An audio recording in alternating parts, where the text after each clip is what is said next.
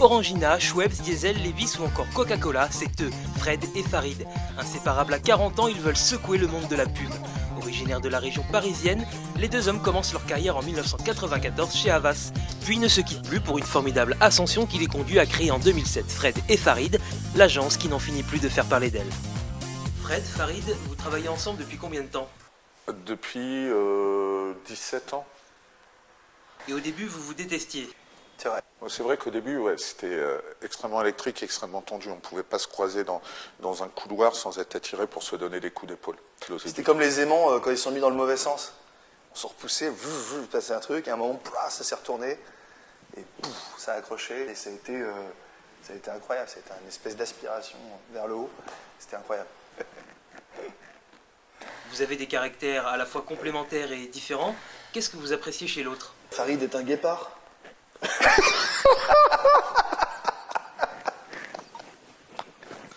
il est rapide, exigeant, ultra exigeant envers lui-même, très très cultivé.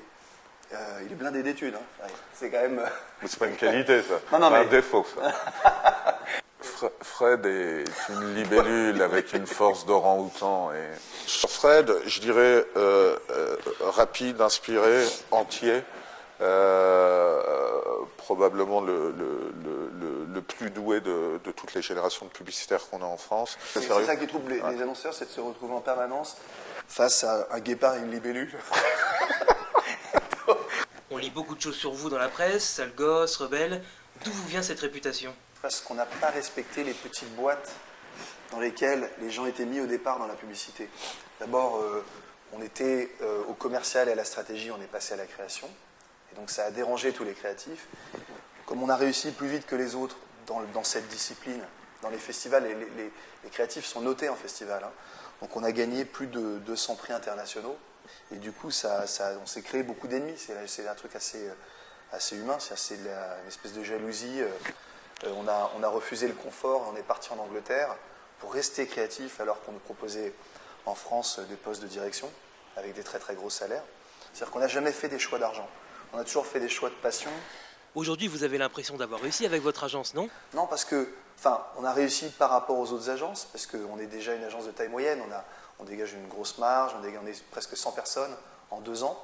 Mais par rapport à ce que nous, on veut faire, on en est vraiment au balbutiement. C'est-à-dire qu'on ne sera jamais heureux tant qu'on ne sera pas un des plus gros groupes en Europe. On est exaspéré, comme beaucoup de créatifs de notre génération, exaspéré par l'ancienne génération. Donc on est décidé à défoncer ce milieu et à le mettre à terre, vraiment. Et enfin, pour finir, qu'est-ce que vous ferez dans 10 ans? Dans 10 ans... je sais pas. Honnêtement, je sais pas, mais on sera ensemble. On sera ensemble, ça c'est certain. C'est le plus important, c'est qu'on sera ensemble. Mais en tout cas, on sera probablement à la tête du plus gros groupe en Europe.